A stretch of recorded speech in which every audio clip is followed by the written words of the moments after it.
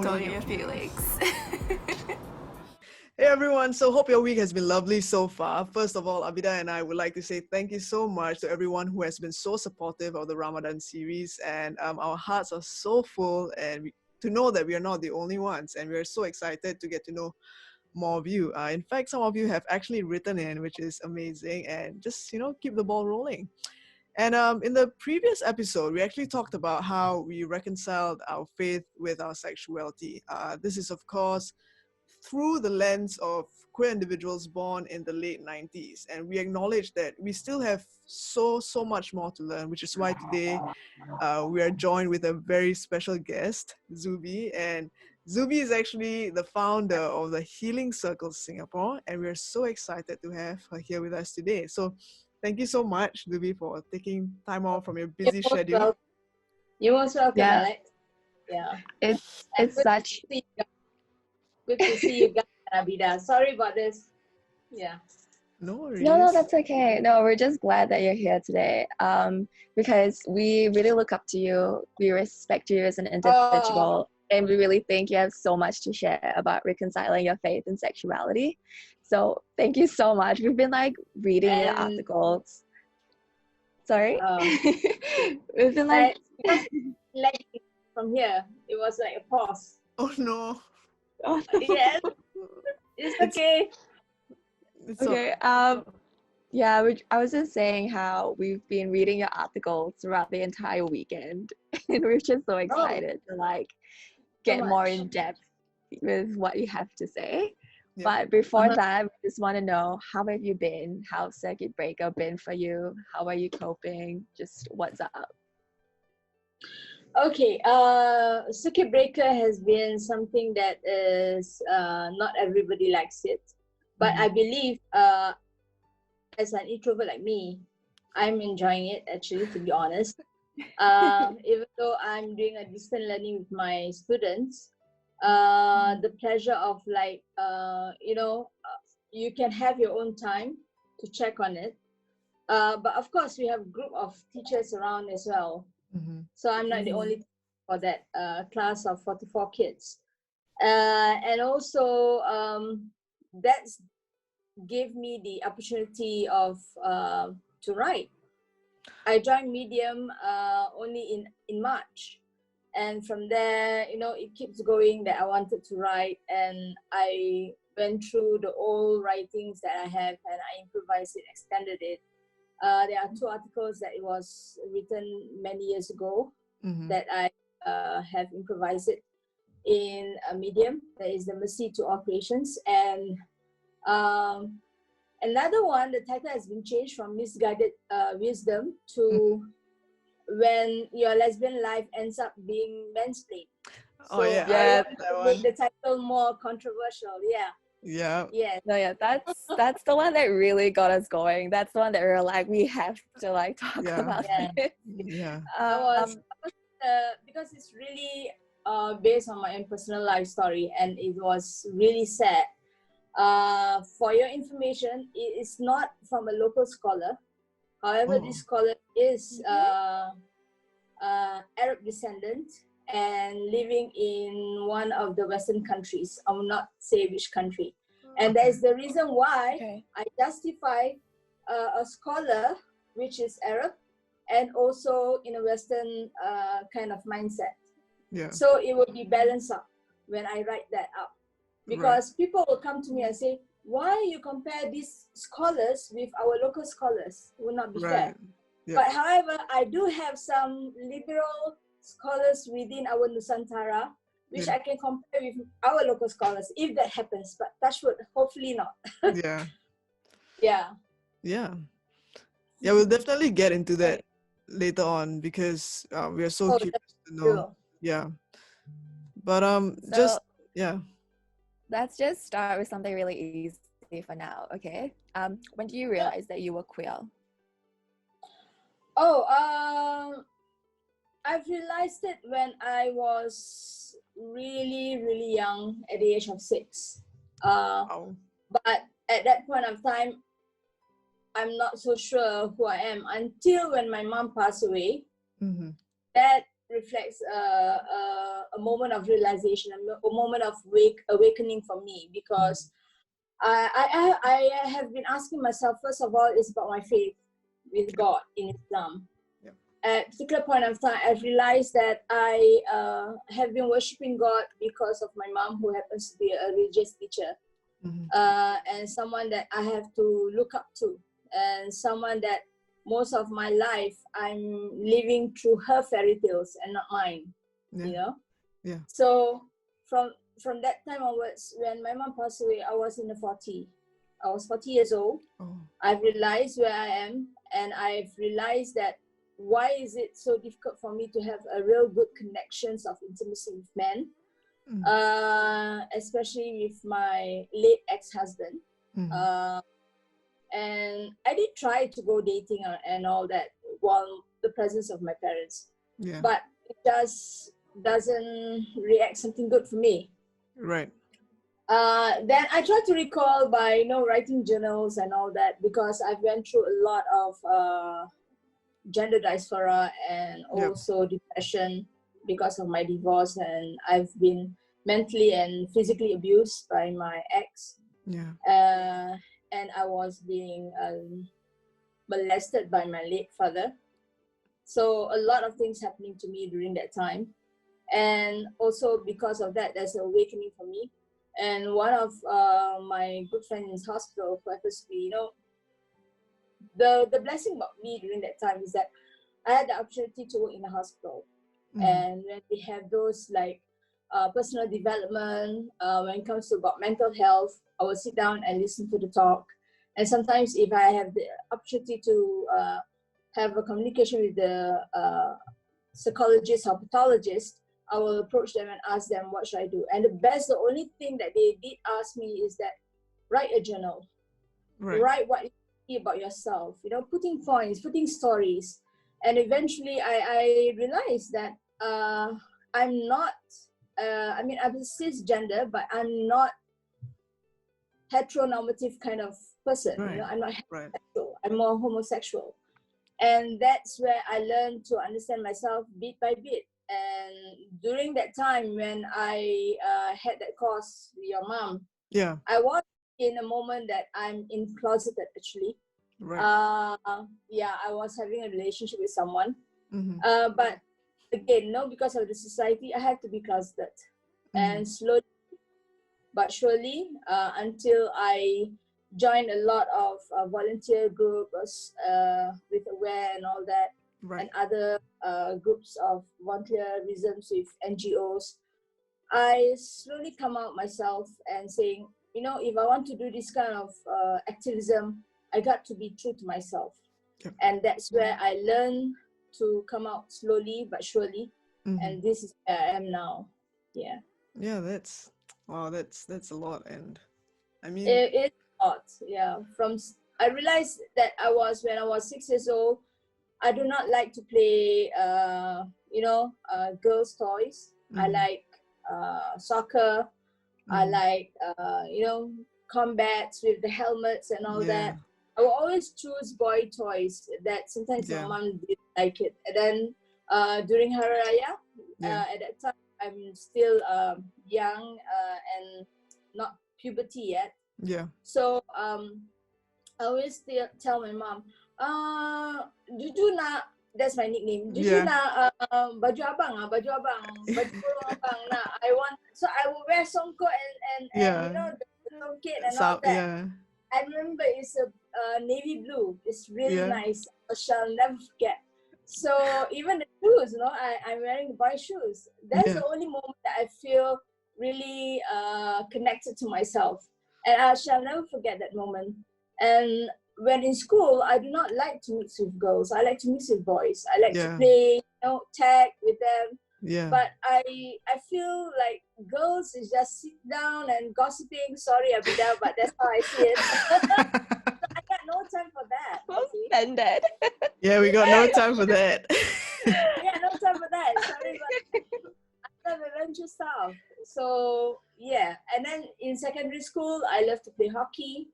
I love to play volleyball, air rifles, those kind of stuff. they also ask you to join uniform groups. Right, I don't yeah. like police and army, but rather I like music, so I joined brass band. Oh, At wow. one point in time in secondary school, they selected some secondary school students to join Singapore Youth Orchestra. I got selected in percussions. Oh, wow. Fortunately, my mom said no. Oh. That was really sad because it's something that I really wanted to be part of it in my life. Yeah, yeah. But because my mom says, how can you do this? You're a daughter of Ustazah. You cannot stuff and blah blah blah blah. Yeah. Then oh my God. Okay. Then yeah, I remember I was sitting at the bus stop. And the place where I have to go to just to confirm was just feet away. I just stuck there. I don't know what to do. I shall never forget. Yeah, which actually brings me to my next point, right? Like, because of the religious background that you were raised in, like how you must have felt very conflicted. So as a young person, I'm not too sure if you remember, but as a young person back then, how do you manage to reconcile your faith and your sexuality, or however you felt that it was back then lah? Good question. One thing that interests to me feel Islam is my comfort zone to know God is because I remember when I was in secondary school, I had this teacher who's a very staunch Christian.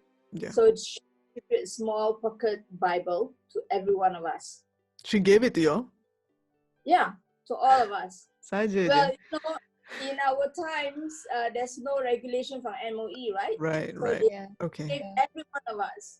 So for the Malay students, they will just say, kau hajar ni teacher, they tear it, they dump it into the dumpster. Yeah, they do that. I didn't.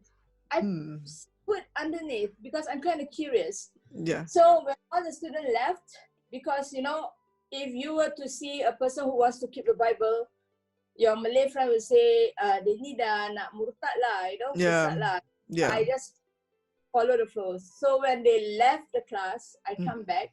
I saw the teacher was there. And then she looked all the Bible in the dustbin. She picked it up and she just smiled, Yeah. And then after she left, I took the Bible back. I feel like, why is she not angry first? And then I said, maybe something about the Bible that I'm kind of curious, that makes this person get angry. So I bring it back, I read. I think during that time it's the Old Testament. There's one part they put Allah. So I'm kind of curious, how come they also have Allah, So I read the part about, most of the time Bible starts with the love of God and all that. Yeah. And one fine day, because I always put underneath my pillow, you see, one day I came back from school, I saw that my bed was being cleaned and kept, and the Bible is on top of the pillow. And my mother looked at me and she said, okay, read. I don't mind. Go ahead and read. But you have to promise me, you're going to read the translations of the Quran, which is in Indonesian bahasa, bahasa Indonesia. With all the spelling, is like, it's struggling for me because I don't know which to pronounce. Ya. Yeah. So I said, okay, read that first. Then once you finish, make sure you read the Quran translation. Yeah. So from that time onwards, I feel that my mom's understanding about Islam is quite liberal. She didn't remove or throw the Bible. She didn't say, jujur tahu tak ini haram. She never say haram. But she did say that Islam is a progressive religion that's from the old religion. Yeah. And I asked her, what do you mean by old religion? From the Jew, from the Christian, and then from the pagans. She said that. Yeah. Then, well, because she's being an Ustazah, right? She gave me that kind of little short history. Yeah. Then from there, I'm kind of curious. I said, oh, no wonder they have Allah there, Yeah. So, yeah, and that's where it sticks on me as being a Muslim, because I feel what I've learned from my mom doesn't depict what I've got from the public. You get what I mean? Correct. So that sticks in me. Yeah, because I don't know, but like what I personally feel is that Singaporeans and Malaysians, Muslims, right, they focus a lot on the halal and haram, which I personally feel like our religion is so much more beyond the halal and haram, right? Precisely. I totally agree that.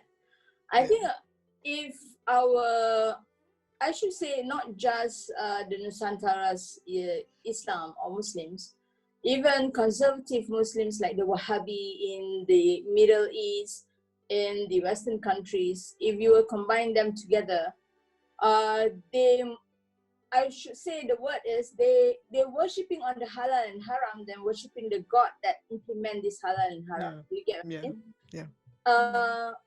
Why should you fear the halal and haram while you have not known who is the creator of this halal and haram? You get what I mean? Yeah.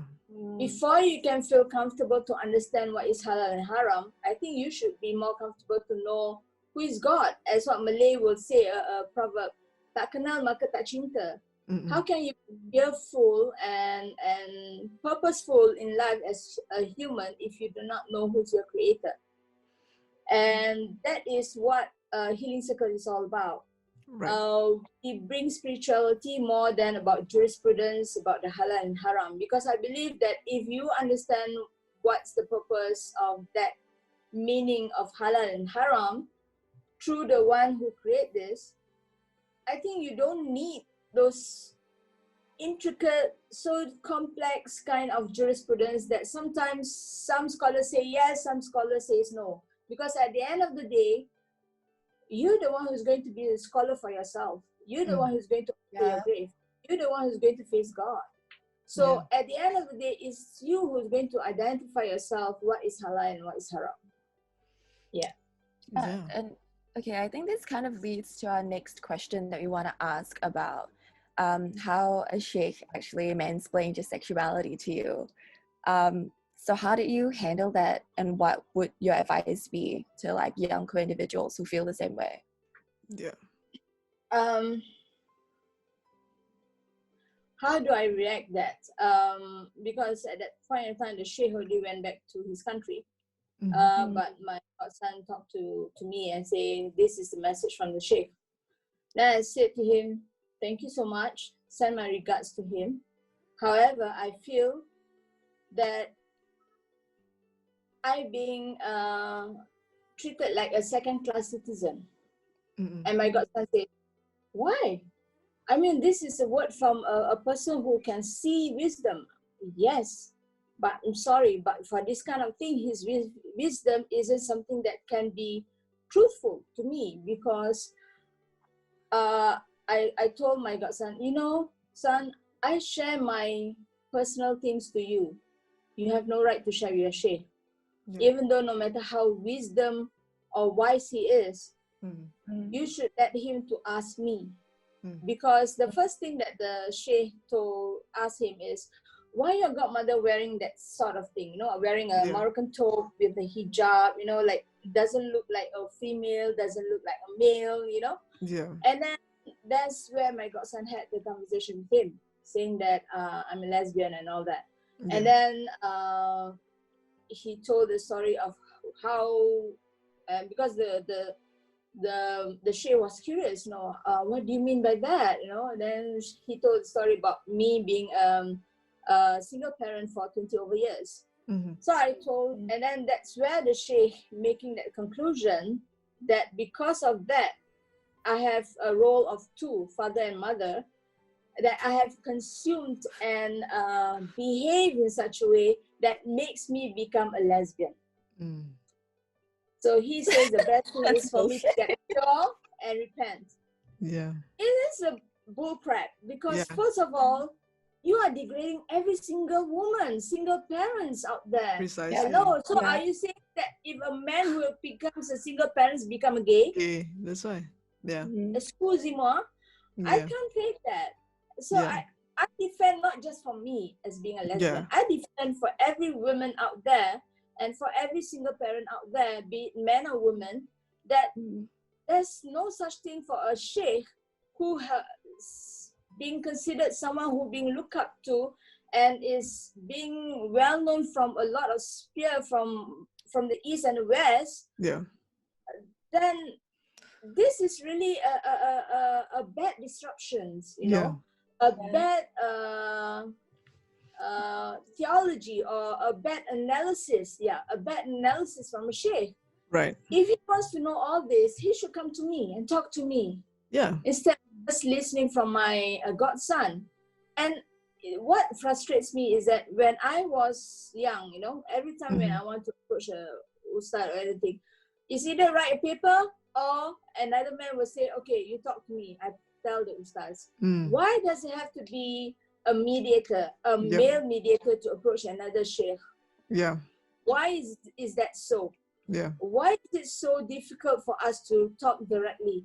Yeah. You know, I think what they do does not reflect Islam. I'm sorry to say. Yeah. Yeah. If you were to follow in the history of Prophet Muhammad sallallahu alaihi wasallam, he is a person who, you know, there's one time in the history, a native woman who happens to be bare top and approached him, and he talked like every other being. The woman do not need any mediator. The woman do not need to have another man to explain what she wants to tell our prophet. I mean, that is the best exemplar. That is a sunnah. Yeah. If another Ustad will say, oh, because our prophet is an empath, he can read that person's mind already. That's why he don't need a mediator. I think that's ridicule. You are ridicule your own prophet who set a good example. Yeah. You know, I think that's not right. If you say, yes, you need someone as a witness, yes, but that witness should not be mansplaining whoever woman that approach you. Yeah. Know what I mean? Yeah. Yeah. I mean, I totally agree. And to add on to that point, I feel like, first of all, people around you who say they care about you think that they approach these people because they care about you, right? That's, I mean, wallahu alam, their intentions, right? But they shouldn't be doing that in the first place. And I think secondly, like the way the prophet treats people in general is like he will give different answers also to different people depending on their background, etc., etc. I feel like where like certain religious scholars, they are so quick to judge and so quick to give an answer without even, like, you know, trying to understand their student and stuff like that. And I feel like sometimes it can be very dangerous because you never know what the person is going through, and especially during this time, it's also very. I totally agree to that. One thing that our prophet have that's little soft skill but is very crucial and important is that he knows, sallallahu alaihi wasallam, he knows exactly how to go to that same level of that individuals. I think that is what every sheikh, every cleric, not just sheikh or cleric or every human being, we need to understand how to talk on the same level. It's just like when you talk to a child, you don't talk top down, you talk to their level, make them to understand how it is, you know. It is what you call the emotional skill, which I think most of our sheikh, we do not have that because we thought that is how Rasulullah is. No, Rasulullah is not that. His humility is such that he is shy, yes, but he do not reject your questions just like that. He will just approach you based on your level of understanding, and he will explain to you again and again. And he never feel tired. Yeah, and that's the thing, right? Like a lot of scholars, ustazahs these days, like they use religion to justify their homophobia. Like it's a terrible thing because, like what Alex said as well, it's incredibly dangerous, especially if we're going through really hard things at this time. Yes, it's true. In fact, to be honest, I don't know whether you guys follow my Instagram. We recently, not really recently, about almost a month now, I think a few days before or of just the first week of Ramadan, if I'm not wrong, we sent an open letter to our Mufti and to Tariki, Bishop Tariki. We sent an open letter. Me and L Inc. Foundation, which is one of the NGOs in Malaysia, we sent an open letter to them till now they did not reply.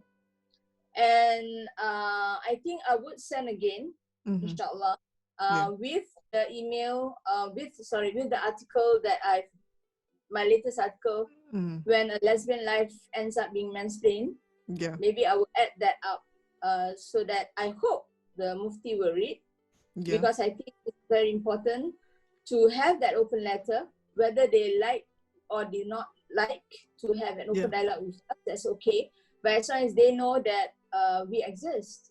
Yeah. And I think that's one of the mission that Healing Circle will do. We will send a yearly open letter to Mufti. Yeah. Yeah. Which brings me to like my next point, right? Okay, like you're saying, you met me when I was really young, and sometimes I come to class like with tudung, sometimes I come to class without, like I just whatever I feel. And this girl is a unicorn, I know. But I don't know your pronouns now. He or she or she, they. She, okay. She, they. She, they. Okay, awesome. Yeah. Right. So I mean, like personally, I'm a very thick-skinned individual. So sometimes in the mosque, when I do my salah or when I attend classes, people will definitely look. But I don't care, because to me, like my intentions, I go there to seek knowledge and I go there to worship Allah. But I also read one of your articles where like people feel judged in the mosque and stuff like that. What my question is basically, right, how would you advise young youths who are trying to seek knowledge and they want to go to the mosque, but they feel so judged? What would you advise to them? Like, first, like maybe what can you advise to them in terms of like trying to go there, even, you know, trying to go there, or like other alternative resources that you can have if they want to seek knowledge, for example? The other alternative they can seek knowledge is through Healing Circle. Yeah. We will sit down and talk based on spirituality. We also do group therapy and all that. We also have weekly, right now because of this COVID, we've emphasized more on counseling session. For religious matter, we just keep it aside first for the time being. But nevertheless, if you want to approach and talk to me about religious matter, please just come to us, and I will try to seek help from overseas scholars, mainly gay-friendly sheikh, who happens to be someone who can talk to me directly without being mansplained.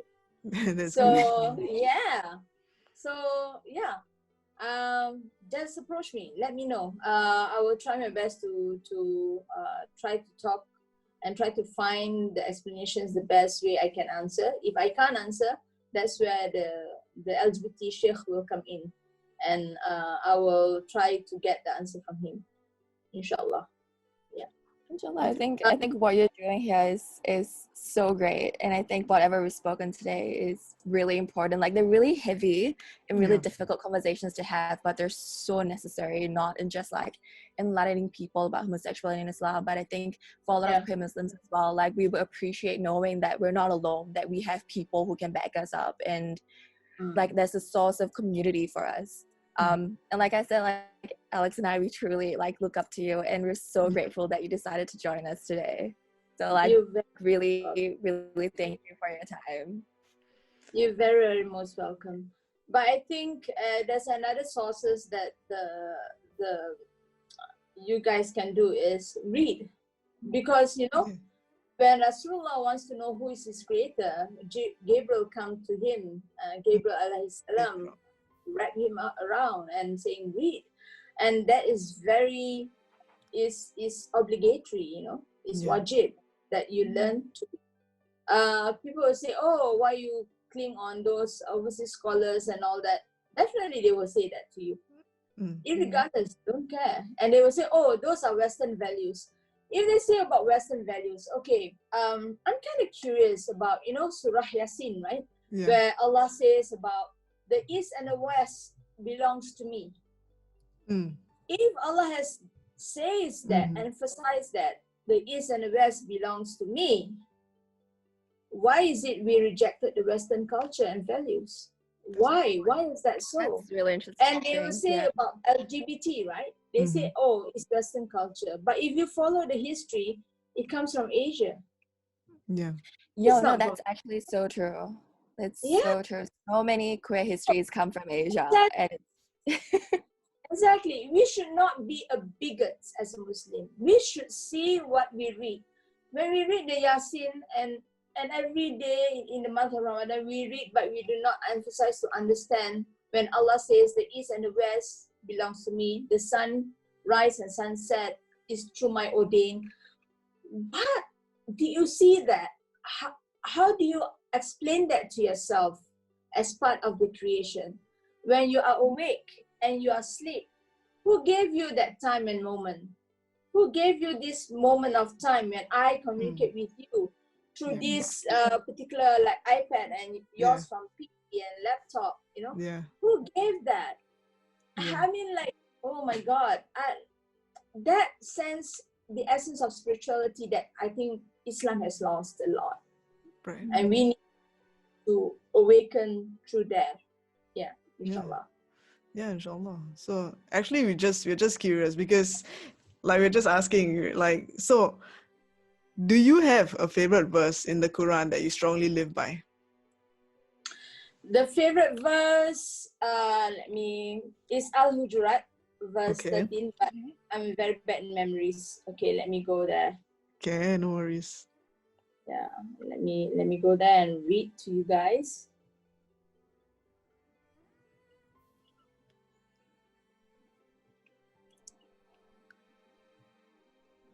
Okay. Al-Hujurat, this is from Sahih International. Al-Hujurat is Surah 49, verse 13, 1-3. It says here, O mankind. Okay. Ya ayuhan nas, mean O mankind, not O Muslim. O mankind. Indeed, we have created you from male and female and made you peoples and tribes that you may know from one another. Indeed, the most noble of you in the sight of Allah is the most righteous of you. Indeed, Allah is knowing and acquainted. Now, there are some refutable from scholars saying that, you see, it's clearly stated, we have created you from male and female, right? That stated about procreation, how you procreate a human being. You need to have male and female chromosome. That's what it meant. Yeah. But that does not mean that in between you do not have LGBT, QIA, you know? It's just to show that He has created you. I don't say He in Allah anymore because Allah is genderless. That we have created you from male and female. Means that Allah has brought you into this earth with the chromosome of male and female. That's what it means. Period. Nothing to do with your gender or this the only gender you exist in this earth. No. And then make you people and tribes. And you may know one another. Peoples. Come on, wake up. Peoples. Who are these people? We are the people as well. LGBT. Tribes. Tribes means culture, creed, status, rich or poor, you know. Whether you're a bad person, you're a good person. Tribes. You know, people, groups and tribes. People of culture, of tribes alone can say is East and West. Western culture, Eastern culture. So how can we devalue Western people? Well, Allah is stated, oh mankind. Oh mankind is everybody. Doesn't include, it's not just for Muslims, for everybody, even including the agnostic and atheists. Oh mankind, we created you from a male and female chromosome and made you peoples and tribes that you may know one another. Know one another. If you reject the Western values, you are rejecting Allah's word. Don't you think so? And indeed, the most noble of you in the sight of Allah is the most righteous of you. Noble means a lot of things. One of the things about noble is about what is your connection with God? Right. You know, what is your connections with the creations that He has?